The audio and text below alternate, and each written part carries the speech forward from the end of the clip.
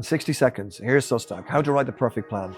It took me 10 years to come up with SOSTAC, but I knew it was special. When I got it, we would not allow an unsafe car to be launched into the marketplace without safety testing, saying human produced, AI produced, or bot produced, human produced. And I think human produced will add value. There is a theory. Do you want a weird theory? So we talk about aliens, and we usually kind of see these guys coming down from Mars and they've got 3 eyes and 2 antennas and all that. Maybe they don't look like that. Maybe they've landed.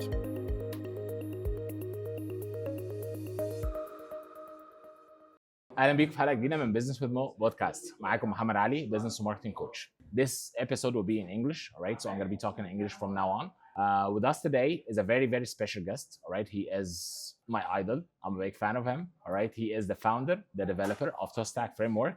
With us today, PR Smith. How are you?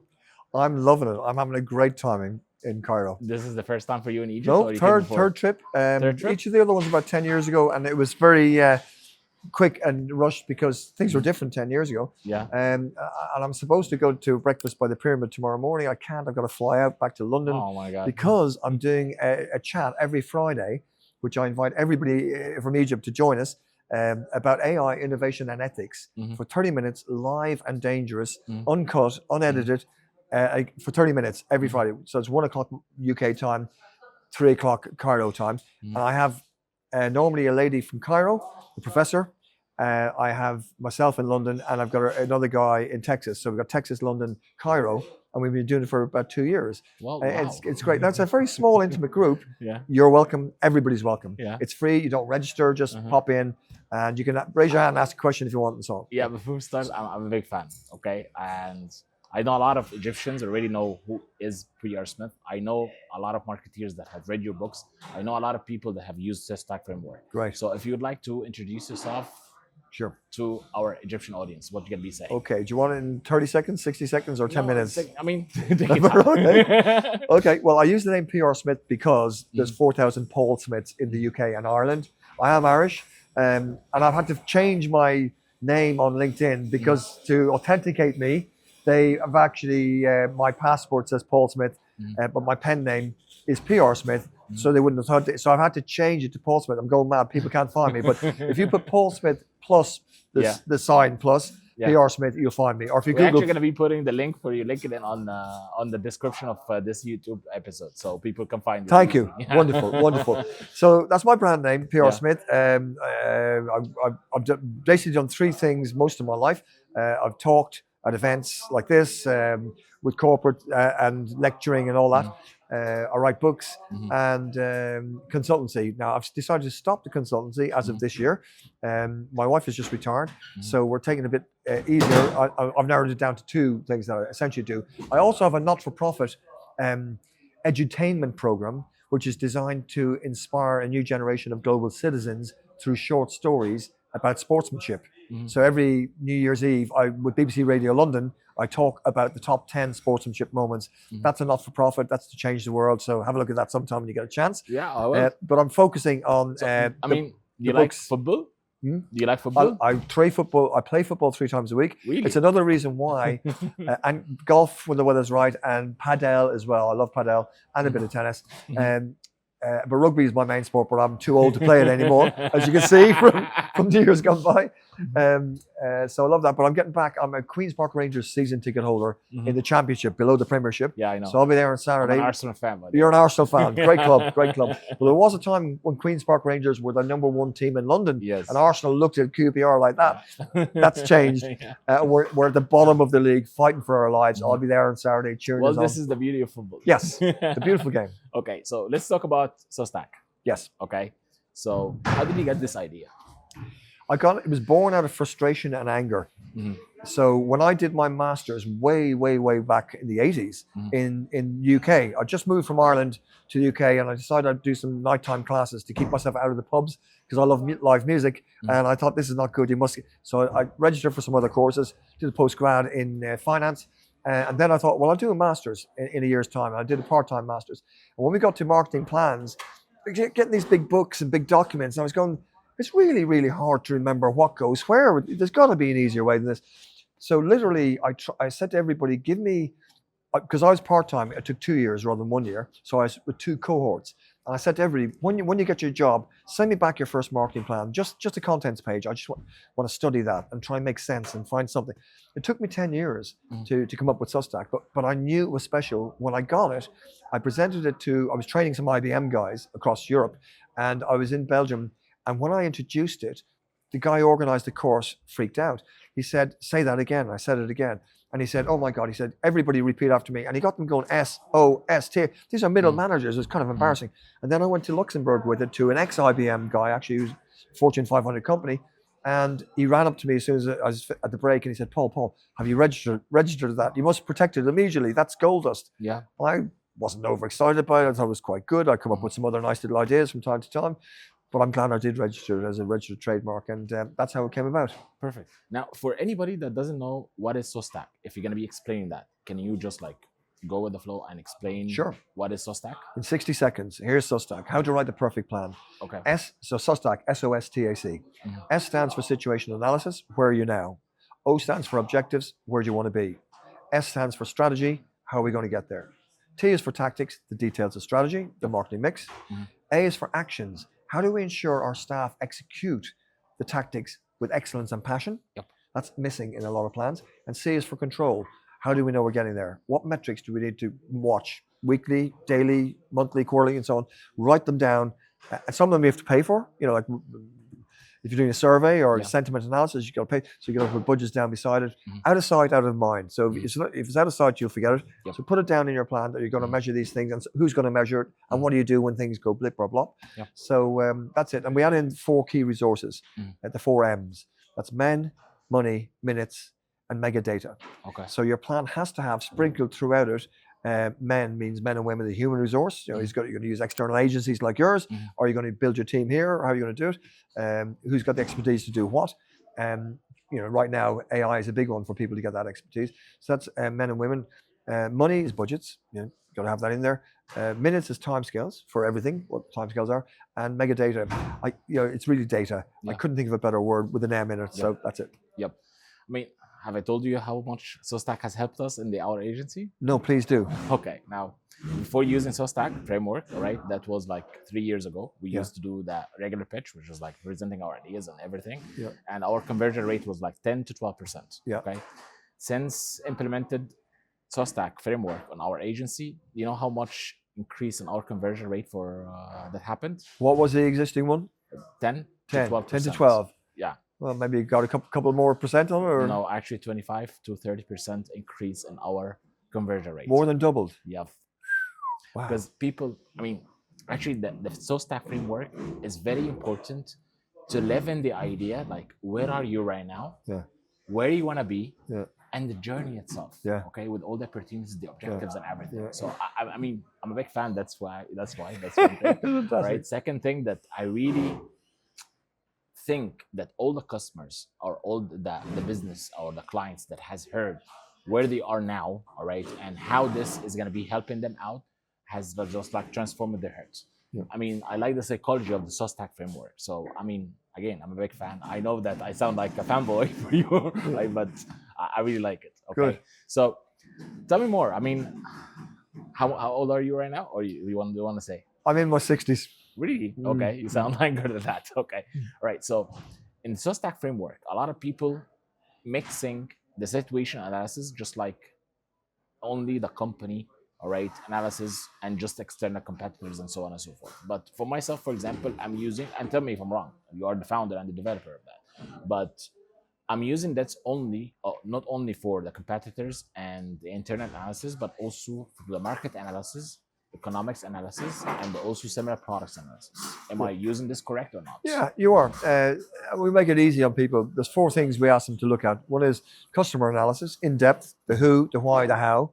And each one of those questions has another 10 questions. You know, in the book about SOSTAC, or the online course about SOSTAC on SOSTAC.org, there's another sort of 10 questions for each one: the who, the why, the how. Who's my ideal customer? How do they buy? Why do they buy or not buy? Why do they visit? So there's lots more questions that come off those. So you do a deep customer analysis, company analysis, do a deep company analysis, your strengths and weaknesses, compare it with your competitors, your competition analysis. And then you add external trends, and that's PEST or PESTEL, PEST-led, whatever you want to call it. external trends, and those are the 4 items that go into your situation analysis, which you mentioned those there. Yep. Okay. Now, how do I define the objectives, and what is the meaning of the objectives? And again, I'm putting myself in front and in the shoes of our audience, just like seeing you right now. Yeah, there is confusion about this, not from SOSTAC people, but from non-SOSTAC people, because they come across various models that say goals, and somewhere else they say objectives. Now, for me, that's just overcomplicating things. Let's keep it simple. You've got objectives. We used to call it like goals. This is something that you're going to be taking the market share in like 5 years or something. Objectives is just like yearly objective, quarterly objectives, and KPIs. Why not keep it simple and say short-term objectives and long-term objectives? Then everybody knows what we're talking about. So that's what my job is as a teacher, a lecturer, a writer, a speaker. My job is to simplify things that people can understand them and then apply them and remember them. And simplicity is the essence. Now, sometimes people say simplicity makes it, everything isn't that simple. You have to go into detail. Well, we go into hundreds of pages of detail and 20 hours of detail on the online course on SOSTAC.org. So there's plenty of detail there. So objectives, I've always had a slightly different view to objectives. Start with mission and vision. And people say, oh, hang on, that's strategy. Well, you can call it strategy if you want, but I'm going to call it mission. Our mission as a company is to do something positive for the world. That's our goal. That's our goal or objective. That's our big one. And it takes a bit of time to get that right. But it will motivate your staff if you've got a nice mission statement. And it will look good to the publics out there. And if you're in a crisis and you've got a good mission, it does help. So, but it gives direction for everything else. So it's an objective and it will help with your strategy as well. Missions is selfless. Visions are selfish. It's about you're going to double your turnover. You're going to be $1 billion company. You're going to be $1 million company. You're going to have 20 customers. You're going to have 2,000 customers by year 3, 5, 1, whatever it is. And their visions, to be in the top 3 in Egypt, or to be the top 3 in the Middle East, or to be the top 1 in the world. They're visions. They're selfish things, but they're good to have because it gives you a direction as well. So underneath the mission and vision comes the KPIs, the key performance indicators, and typically, sales, market share, inquiries, visitors, all that stuff, and they're the marketing. Sorry about all the noise. That's fine. I'm sure you can edit the sound out, can't you? Yeah. So we've got the marketing objectives, which are sales, market share, and all that. Then we've got the Marcoms objectives, which are about the state of mind. They're about your awareness levels, preference levels, that sort of thing. And it's simple as that. Then you can say 1 month, 3 months, quarter, year, whatever it is. I recommend 30 to 90 days, loop and checking things. But there's your objectives. Okay, that's perfect. Now, there will be a business owner that's going to be watching you right now, and says, okay, this is a lot of work, and my company is really small, all right? Do I really need SOSTAC framework? Okay, I would suggest he fills in a 1-page SOSTAC plan. Okay. Easy as that. So write down what is your situation. It fits every business. It does, absolutely, yeah. Just do a 1-page, and there is a 1-page. There's a 1-page template on the SOSTAC.org, but you got to sign up for the course, and there's some examples, case stories there as well. So you could download it from there, or you can make it yourself. Just write down situation analysis, objectives, strategy, tactics, actions, control, and fill it in. Who's going to do what, and it will help. Well, that's pretty good. Now, I told you my personal story with my agency, all right? So I'm pretty sure that you have other success stories that for people that has used SOSTAC, right? I know that you have them on your website talking about it. But can you tell me, like, one of the stories, there's like someone who used SOSTAC framework and just like converted or got bigger? Okay, I'll give you 2 extremes. One is a pal of mine that just died recently, Eddie O'Connor, Dr. Eddie O'Connor, a great friend, billionaire. 3 companies I worked with them. Each of them became €1 billion companies, and they were renewable energy. Well, I'm very pleased to say, I can't claim all the victory for it, but I worked with Eddie and produced marketing plans for him and for his teams and their websites and all that. And they were very successful companies. Each one went to $1 billion and sold on for $1 billion plus. And his final one is the one that was changing the renewable energy, decarbonizing energy in Europe, which will be copied around the world. So I'm very proud of that. And SOSTAC was used in that. The other one that gives me great pleasure is I was employed by the British government to train over several years, about 300 startups and SMEs to break into the American market, the most toughest market in the world, the most competitive, hyper-competitive market in the world. And so we got them for 3 days and embedded the concept, the logical thinking, the reassuring sense of order that the SOSTAC gives, but most of all, the logical thinking and reducing risk out of decisions by making informed decisions, by asking the right questions in the situation analysis piece. And we trained a variety from startups to SMEs. And I'm really, really proud of this fact that 3 years later, they did the follow-up research and 90% of them had survived. 90% of them were still selling into the American market. Really? Yeah. I mean, it's like zombie land. Yeah, absolutely. I'm so proud of that, So I know it does work. And your comments about it reassures me even more. I get great pleasure when people tell me stories like that. Yeah, thank you so much. Yeah. Okay, now, with the evolution of the AI or generative AI, all right, what do you think about that first? I think it's good and bad. I think it must be regulated. We would not allow an unsafe car to be launched into the marketplace without safety testing. Yep. Yet we've launched unsafe social media products that were never stress tested, never tested for safety. And only now, begrudgingly, are beginning to change some of the things they're doing, which are absolutely appalling. I would say to people generally, don't scroll anymore. There's an app out there that offers people to stop scrolling, but tell me what you're interested in: history, art, literature, music, sport, and we'll give you tidbits of interesting stuff each day for 10 minutes a day, and it shuts down, and get on with your day. Get out of the habit. So the dark side of AI is the horror stories you hear of robots and bots going rogue, telling people to kill themselves. Well, actually happened that I've seen. Not a meme, actually, like a post on Facebook. All right, the Gemini actually threatened a user, like literally threatened the human race. Yeah. Well, worse than that. I think it was Gemini again. Google's Gemini, which a kid went on there to get his homework, help with his homework, and ended up saying, "You're a useless creature. You're a blur on society. You should kill yourself now. Do it sooner rather than later," with a couple of other ideas. Now, fortunately, the guy was with his sister, who kind of they both got up and walked away and were in shock. But there are people that do commit suicide because they've been recommended by goofy, horrible stuff that shouldn't be allowed. It's appalling. It's unsafe. That is not safety testing. It should be regulated. Shouldn't it? And so there's a lot of, it's called suicide baiting on social media, but it applies to AI. Now that's the dark and negative stuff, and there's fake deep fakes going on. Deepfake has been... It's been around for a long time, but it's more sophisticated now because you've got 3D avatars that you can't tell the difference between you and me sitting here. In fact, there's a BBC series, drama series. Actually, this is BR Smith, like for real. BR Smith. There's a BBC series that is about a guy called, he's a minister in the government, and somebody sets up a deep fake on him, and he's at home, and there he is. You're the minister. And he's in his kitchen looking at the TV, and you are on screen on BBC television being interviewed by the BBC commentator, and you're giving this crazy answers about the opposite of your policies, and he can't do anything about it. So he tries to get into the BBC, he gets a taxi, tries to get in, they won't let him in, and this avatar is running havoc. And so these are major problems that need to be addressed. The survival of the human species is another one. I mean, if we're creating something that's more intelligent than man, we don't need man. And so we hope they'll be nice to us, because if they're not, we're doomed. Now, why I said today, it's not about how can we make machines smarter, it's how can smart machines help us be smarter, type of thing is a lot more important. So we need regulations on AI. If we have it regulated, it can do wonderful things. In the world of marketing, it can do just about every aspect of SOSTAC. And some, in particular, already people have kind of get on top of content marketing, which is the promotional side of the piece. It can help us build products. It can help you do the analysis. It can really help you with lots.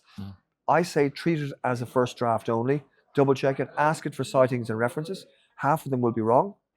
There's another problem with AI, of course, is model collapse, where you've got more and more goofy data coming out. Hallucinations. And it ends up giving you hallucinations which sound like they're facts. And it's emphatic about this is the fact. And because your eyes and your brain is used to believe that this is the right thing, right? So you just believe it. Yes. So and you get two types. One will be a confident fact that's incorrect. Another one will be just stupid stuff. So I've just bought the rights to a cartoon I saw in America about model collapse. And this cartoonist likened it to mad cow disease. Do you remember mad cow disease? It was big in England. It was terrible. It was big in Egypt also. Was it? Yeah. Well, it came from the very bad practice of feeding cows dead cows' bits. and then we had and it got into humans and it caused a lot of damage. So, but this cartoonist said, this is model collapse. What happens with AI? Yep. So the more incorrect information that's put out there by AI, will be included in the next layer of data that the next AI goes searching in. Mm. So it just gets worse and worse and worse to the point that it collapses. So these are problems with AI and hallucinations and nasty stuff, the rogue stuff, like the bot telling a kid to kill itself. These are very worrying and need to be monitored and reported and fined, and insist that the tech companies are regulated and fined if they get it wrong. They're making fortunes. They will make fortunes out of this. They will control the world, I believe. We call them broligarchs. So big tech the brolly. Like OpenAI, like those companies. Sam Altman, the voice. And then the oligarch with the bro, big tech bro, is the broligarch. And so the broligarchs could rule the world if we allowed them to. So we have to stand up. We mustn't lose the art of critical thinking. Children must be trained in critical thinking. Children must be encouraged to be inquisitive, and adults, all of us, to be inquisitive, have inquisitive minds, ask great questions. Don't sit down and just let it go past you and go, well, that AI is very good. Oh, that AI is terrible. Let's report it. Let's demand that they choose better. People need to take an action. People need to research more. Right? Yes. What happens is that there are a lot of people that basically use AI for granted. There's like, I'm not going to be researching. He's getting the right answer. Right. So by the time they are turning into zombies, right? So this is what I see. But still, it's a great tool, good for research, good for actually creating content pieces sometimes, organizing thoughts and everything. But just like you said, it needs to be regulated because there's like a tool for everything. Doing content, videos, audios, voiceovers, a lot of things that's everything. I don't think there's anything you can't do with it really eventually, and it will get better and better. I mean, we're only at the tip. The curve is like that, literally. With the law of accelerating returns, I explained that today. This is where we're at. So what we're going to see, whether it's 10 years or 5 years or 2 years, or as Musk says, next year, he gets a lot of his forecasts wrong, but it is happening. It is happening. It is. There is a theory. Do you want a weird theory? Here's a weird theory. So, we talk about aliens. Yeah, we talk about aliens. And we usually kind of see these guys coming down from Mars and they've got 3 eyes and 2 antennas and all that. Maybe they don't look like that. Maybe they've landed. Maybe they're here already. And maybe they are AI. Maybe they are these bots that we've created, these aliens that can control the world, created by man. Thank you very much. And Sam Altman and OpenAI and all the rest of them are so excited about AI. How good? Why is he so excited about it? Because he's going to make a lot of money out of it. But it's because the tech can do this and that.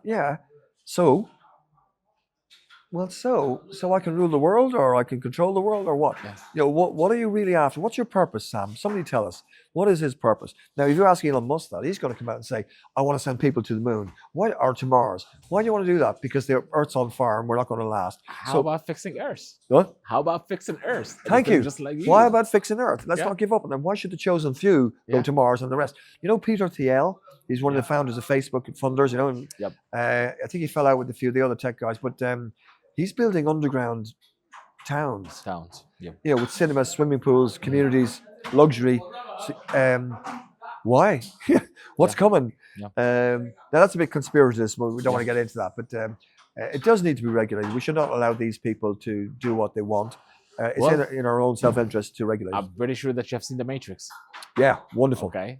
Wonderful. And I believe that we're living in the Matrix. Yeah. Well, we're pretty sure, or pretty soon, actually, we're going to be controlled by machines. I'm an advocate for AI. I love it. Yes. Okay. But again, it needs to be regulated. It does. It needs to be controlled. Yes. We need to have the awareness of the audience and the people who are using the AI to understand that it's just a machine created by man.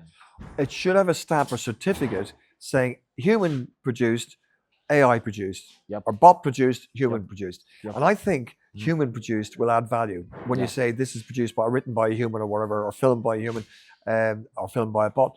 I think we should insist upon that. I think we should insist upon transparency, not just of the data, of how you collect and keep and store the data, but transparency of the algorithms. Now, a lot of the tech companies won't want to do that. That's the crown jewels. But we need to know what biases they've built into those algorithms to check out how to fix some of the things. So they should be transparent. There's lots of the regulation. I think is important for the safety of everybody, and we don't want just the minorities to suffer from this. Diversity needs to be protected. It's very important, and I don't believe AI supports diversity, because model collapse is another example. So if you ask it to produce a photograph of dogs, well, the data available will show you lots of dogs, but the most prominent one might be a Labrador. Yeah. And you'll tend to find that when golden retriever.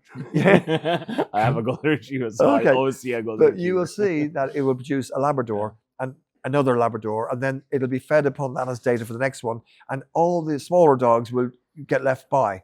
So it will come to dominated by Labradors, and Labradors will be the only dogs featuring. And that's not catering to the beautiful diversity that this world has. So, and we're getting that also with homogeneity. With if you get the same prompt and I get the same prompt, exact same prompt to produce a poster for a bit of music or for a play or TV or whatever it is, you're going to get the same stuff coming out. So then you've got similar stuff. So you might get Google penalizing you for duplicates. Actually, the way it works, that it's recognize your activity and what you like and what you don't like. Okay. For example, I use this tool that's called Leonardo. Our designers are using this tool that's called Leonardo.ai. It generates images. Like I have 3 users. Everyone have his own account. Okay. We type the same prompt, but he's seen something, and he's seen something else, and he's seen something else, because it just recognized the pattern that you are liking this or doesn't like this. All right. So I mean, it's kind of dangerous, okay, to recognize the patterns. And there is like a very funny prompt that you're gonna be using in ChatGPT, for example, and you would know, and you would be amazed by how much do you know about you. I'm not sure if you are a user of ChatGPT or not. Yes, I am. Yeah. Okay, I'll make sure that I'm gonna be sending you this prompt to you. What is the prompt? Tell me. I don't remember. I haven't saved. I will send it to you on LinkedIn. Right. And it's a fun thing to do, actually, to give it creative prompts. Be creative with your prompts, and interesting stuff really does happen. Okay. All right. Now, finally, since you have been seeing the revolution of marketing, right, throughout your career, all right, and we have predictions of what's going to be happening with the implementation of AI and your SOSTAC framework. Do you have a prediction for the next 10 years? What's going to be happening for prediction? Yeah. A projection? Projection. If there's no regulation, markets will be dominated by 1, possibly 2 giant tech oligarchs. Okay. And that's not good for anybody. Yeah. That is not that is a prediction I don't like making. I'm worried. I would say in 20 years' time, you might have someone like Musk ruling the world. He doesn't even need Trump. That's not good.